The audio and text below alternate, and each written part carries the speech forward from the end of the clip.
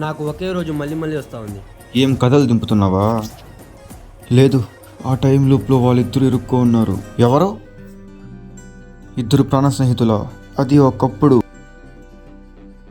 కానీ వాళ్ళ మధ్య ఉండేది ఇప్పుడు ఒకటే, ఈగో.